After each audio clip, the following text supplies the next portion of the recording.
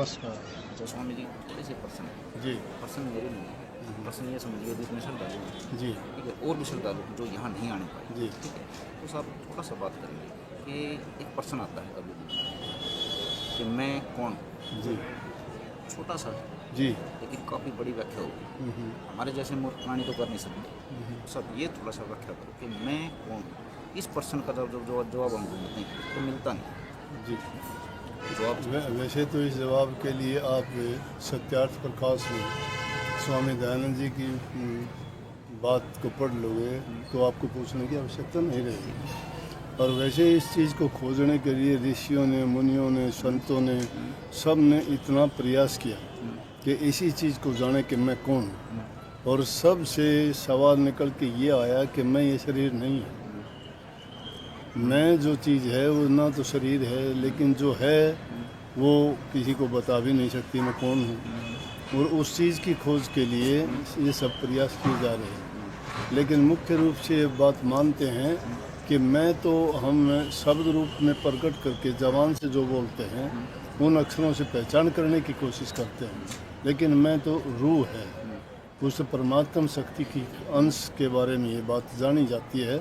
वैसे हम आपस के जो विचार विमर्श करते हैं, तर्क वितर्क करते हैं, वार्तालाप करते हैं, उसमें मैं, आप, तुम या जैसे भी बोलते हैं वो हमारा मतलब तो शरीर से मान लेते हैं, लेकिन शरीर नहीं, ये रूह से संबंधित है। अच्छा महाराज, दूसरा सवाल है मेरा, ठीक है, ये सवाल नहीं, ये समाधान है। जी। ठीक है, सवाल तो उनसे होते हैं जिनसे तर्क या वितर्क करना होता है। जी। ठीक है, पॉलिटिशियन हो गया और कुछ, लेकिन आपसे सीधे के सीधे ये समाधान के लिए ही आई जनता यहाँ पे। तो जैसे कि सत्संग के द्वार के गेट के अंदर आए और बाहर जाए, जी। इसके बीच में जो प्रक्रिया होती है, जी। तो वो प्रक्रिया सारी की सारी ये समझ लीजिए कि आपके ही हाथ में है, आपके आशीर्वाद से। ठीक है, जी। तो आप जब वो सत्संग के गेट के अंदर आए जी। श्रद्धालु और जाए, उसके बीच की प्रक्रिया आप कैसे चाहते हो कि श्रद्धालु को ये मिले और ये लेके वहाँ से जाए?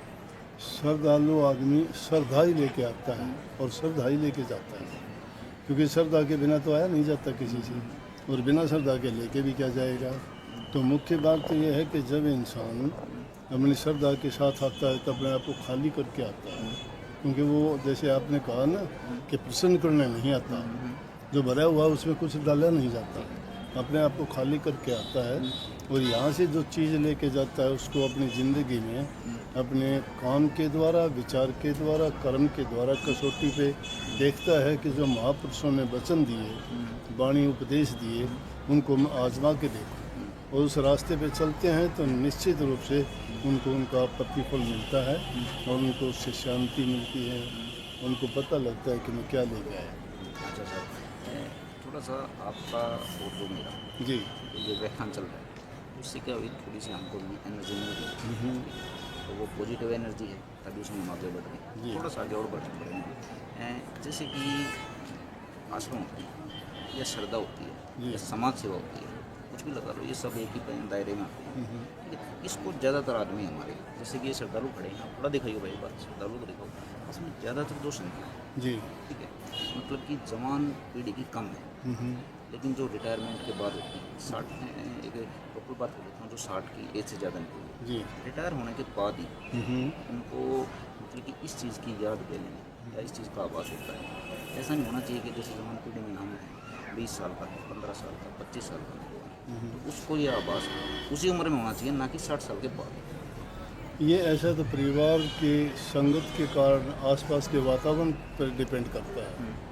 ऐसे मैं आपको परिवार और घर दिखाऊंगा जिनमें बहुत छोटी उम्र के बच्चे भी उनका रुझान बहुत अच्छा है, क्योंकि उनको संस्कार घर से, परिवार से ऐसे मिलते हैं। जब बड़े बुजुर्ग किसी अच्छी जगह जाते हैं सत्संग में, महापुरुषों के पास, मंदिर मस्जिद में, तो वो जो उनकी आस्था होती है उस आस्था के को देखते हुए बच्चे भी अपने आप उस रास्ते पे चलते हैं। लेकिन जिन घरों में शराब, कबाब, मांस, मिट्टी खाते हैं, लड़ाई झगड़े रहते हैं, तो वो कहाँ से लेंगे। लेकिन जब उम्र से ढल जाते हैं, कुछ करने लायक नहीं रहते, तो फिर इंसान सोचता है कि अब कहाँ जाऊँ, क्योंकि तकलीफ़ होती है, शारीरिक रोग भी लगते हैं, मानसिक पीड़ा भी होती है, दुनिया में उनकी पूछ भी नहीं रहती, घर परिवार में इज्जत सम्मान नहीं मिलता। तो फिर वो कहता है आखिरी सहारा हारे का हार कहते हैं ना, तो हारे का हार हो गया वो जब वो उस ओर चलते हैं। तो लेकिन ये आपकी बात सही है कि उससे पहले अगर पानी आने से पहले बांध गए तो उससे बाढ़ नहीं आती, तो बांध नहीं बांधते। जो अच्छे परिवार से संबंध हैं, जिनको अच्छे संस्कार मिलते हैं, वो इस चक्कर में नहीं पड़ते, तो शुरू से ही अच्छे हैं। अच्छा सर, ये बताइए जवान पीढ़ी पे थोड़े ज़्यादा, ठीक है। मैं चाहता हूँ कि आपके पास जितना भी खजाना यहीं से बटो, लेकिन जितना मिलेगा वो तो लूँगा, जी ठीक है। जी अच्छा, जवान जो पीढ़ी है, ठीक है, अगर उसको कुछ बात कहते हैं कि वक्ता और श्रोता दो चीज़ होती हैं। तो वक्ता से मजबूत श्रोता होता है, जो सुनने की शक्ति रखता है। जी लेकिन आज की जो जवान पीढ़ी है, उसमें सुनने की जो शक्ति है, या तो उसको पाठ पढ़ाया नहीं जा रहा, या उसमें शक्ति सहन शक्ति कम है। अगर सुनना सीख ले तो शायद उसकी तरक्की हो सकती है। इसमें दो चीज़ें हैं। एक तो जो वक्ता होते हैं ना, उनके वक्ता की वाणी में वो शक्ति नहीं है। क्यों नहीं है? वो चीज़ उनकी कमाई हुई नहीं है। महापुरुषों का वचन तो ऐसा है कि वो तो जिस मूर्ख से मूर्ख को भी दे दिया जाए तो उसको भी विद्वान बना दे। तो ना तो उनके में वो शक्ति है और ना ही उस भाव से श्रोतागण उसको सुनते हैं। श्रोता भी अपना टाइम पास करने के लिए आते हैं या संसारी अपनी जो चाह है उनको लेके आते हैं। संसारी ज़रूरतों के लिए जब जाते हैं, वो ज़रूरतें वहाँ पूरी होती हैं, तो उनको उस ज़रूरतें, कोई बेटा चाहता है, कोई नौकरी चाहता है, कोई स्वास्थ्य चाहता है, कोई निरोगता योग्यता चाहता है। तो जब इन चीज़ों की उनको जब ज़रूरत है, तो भक्ति के रास्ते पे तो आए नहीं होंगे। जब वो इस रास्ते पे आएंगे या इस चीज़ के लिए आएंगे तो उनको वो भी मिल जाएगी।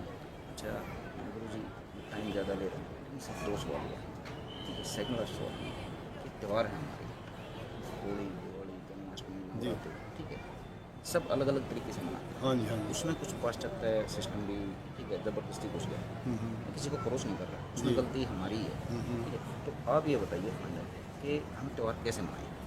त्यौहार जो परिपाटी हमारी पुरानी चली आती है, बहुत सी तो उसी तरह से मनाते आए हैं, लेकिन धीरे धीरे करके कुछ कमियां जो रह जाती हैं और फिर बाद में उनके बारे में जानकारी नहीं होती तो आ जाती है थोड़ा बहुत उनमें मिलावट। लेकिन त्योहारों को तो उसी अंदाज से, उसी ख्याल से और उन्हीं विचारों से आज भी हम मनाते हैं, क्योंकि त्यौहार भी हमें संस्कार देते हैं।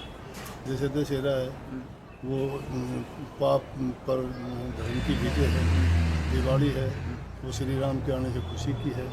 किसी का पूजन है लक्ष्मी का, वो धन के लिए करते हैं। हनुमान जी की पूजा है, शक्ति के लिए करते हैं।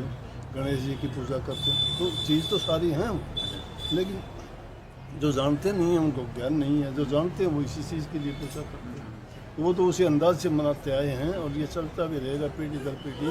ये एक रिवाज हो गया, ये एक प्रथा है और प्रथा को निभाते चले आ रहे हैं। अच्छा सर, आखिरी सवाल दर्शकों को, ठीक है, उनके लिए आपका संदेश क्या है। हमारा संदेश ये है कि दुनिया के सारे काम करो, अच्छे से काम करो, आप कर्म बुराई से बचो, नशे विषय विकारों को छोड़ो, बूढ़े बुजुर्ग माँ बाप की सेवा करो, ज़रूरतमंद की सहायता करो, सामर्थ्य के अनुसार दान पुण्य अच्छे कर्म करो। लेकिन सब कर्म करते हुए ये ना भूलो कि हमें परमात्मा की भक्ति सर्वोपरि है और वो सबसे पहले वह करें।